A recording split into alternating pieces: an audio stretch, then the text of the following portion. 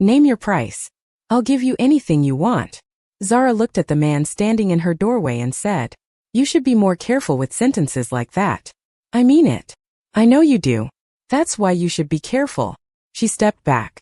Not an invitation, just a removal of herself as an obstacle. Han Jae-won walked in anyway. He didn't sit until she pointed at the chair. He talked about his fiancée first, how she disappeared 3 days before the wedding, leaving just a note and an empty closet, then his grandmother. He had 1 week to find a replacement or forfeit his board seat.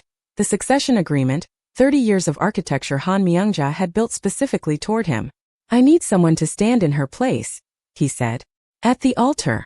And after that. After what? For 3 months. A legal marriage structured as a contract. You will have your own room, your own schedule, a financial settlement at dissolution, substantial enough to fund your firm for the next 5 years. The divorce would be mutual, uncontested, clean, he said sharply. You dismissed my analysis in front of a client 6 months ago because I was right and you couldn't afford to be wrong in that room. And now you're asking me to be your wife. He didn't look away. Yes. That's all you have? I knew what I did. I knew what it would cost you. I did it anyway because I needed to stay in control of that room and you were making that impossible. That's not a defense. It's what happened, and I have not stopped knowing it since the night you resigned. You know I can say no, right? She asked. I know, but so far you're the right person that can help me, he said almost desperately. She looked at him briefly, shook her head and after a short while. Write down the terms, she said. The contract was 12 pages. She read all of it twice, marked 4 clauses, had her lawyer friend Amaka review it by phone at midnight while eating the rice she'd abandoned earlier. Zara. Don't. This man. I know what this man is. That's why the contract exists. Amaka was quiet. Your mother will not know the details. She'll know I'm married. She'll think it's real. A longer silence. And will it be? It's a contract, Amaka. That's not what I asked. She revised 2 clauses and signed it the next morning. The wedding was small by necessity and strange by design. 12 guests. A venue that had been expecting 300. Flowers arranged for a woman who was no longer coming. Zara wore ivory, not white ivory, because she had not gone looking for a wedding dress and what she found in 2 hours was ivory and it fit and she did not have time to feel anything about that. She stood at the end of the aisle and looked at Han Jae-won waiting at the altar in a dark suit. And he looked at her with an expression so carefully neutral it could have meant anything or nothing. He placed the ring on her finger with steady hands. Hers were steady too. She had made sure. When the officiant said you may kiss your bride, Jae-won looked at her. A question, not a command, and she turned her face slightly so his lips caught the corner of her cheek. A gesture for the room. Han Myung-ja, seated in the front row, watched all of it with the composed attention of a woman watching something she had engineered arrive exactly on schedule. His apartment was on the 43rd floor and looked like it had been designed to impress people who would never live in it. Zara wheeled her suitcase through it that first evening and counted the rooms with the methodical calm of someone taking inventory of a hotel she wasn't sure she'd booked correctly. Your room, Jae-won said, stopping at the second door down the hall. He opened it. Large, well-appointed. A window with a view of Seoul that on another occasion might have stolen her breath. There's a separate entrance to the bathroom. The kitchen is fully stocked. My schedule starts at 6. I won't disturb yours. She looked at the room. Then at him. Thank you. He nodded once and walked away. That was the whole conversation. She stood in the doorway of her new room and listened to his study door close down the hall and understood exactly what the next 3 months would feel like. The first week was architecture. He left before she woke. He returned after she had already retreated to her room. He communicated through his assistant. Mrs. Han has a fitting at 2, Mrs.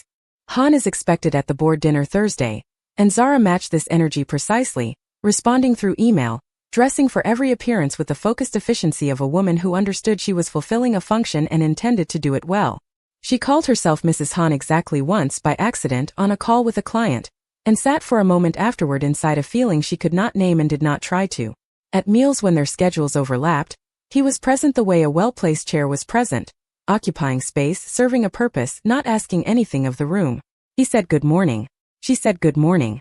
He left. She ate alone and worked and told herself this was exactly what she had agreed to. She was very convincing. The first small thing happened on a Thursday. She had come home late from a client meeting, and she was tired in a way that had nothing to do with the hour and everything to do with the sustained effort of being someone who was fine. She went to the kitchen. The housekeeper had left for the evening. The refrigerator was full of things that required effort, and she had none left. She closed it and stood there with her hand on the handle. On the counter, in a container she hadn't seen before, was jollof rice. Not the housekeeper's work. She would have left it refrigerated, labeled, dated.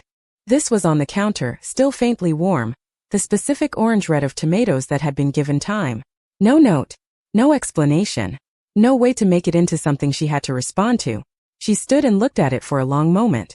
She ate it standing at the counter in her coat, alone in the kitchen, and did not let herself think about when he had learned what she missed, or how, or what it meant that he had said nothing about it. She ate every grain, washed the container, left it exactly where she'd found it. In the morning it was gone and neither of them ever mentioned it. He was cold at the board dinner. Not to her specifically, to the entire room, which somehow made it lonelier, because it meant this was simply how he moved in spaces like this, and she was not different enough to receive another version.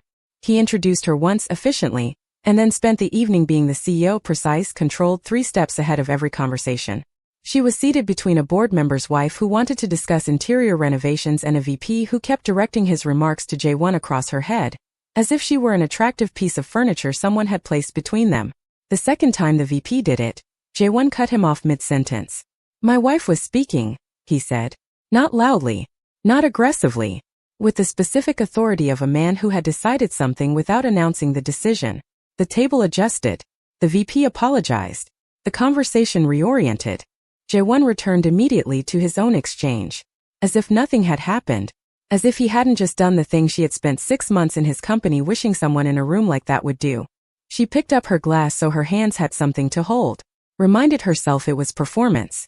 Reminded herself of 12 pages and 3 months and the specific clause about mutual uncontested dissolution. Her hands were still tight around the glass when they got home.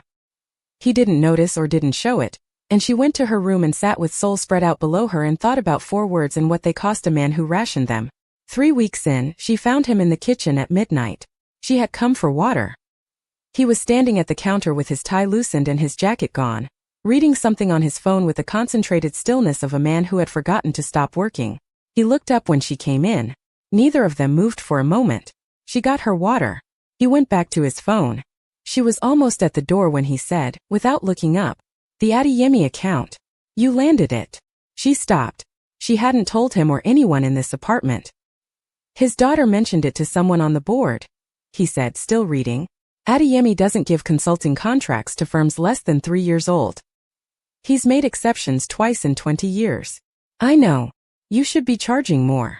She looked at the back of his head for a moment. This man who gave compliments the way other people gave classified information, reluctantly and only when the intelligence was irrefutable. "Good night, Jae-won."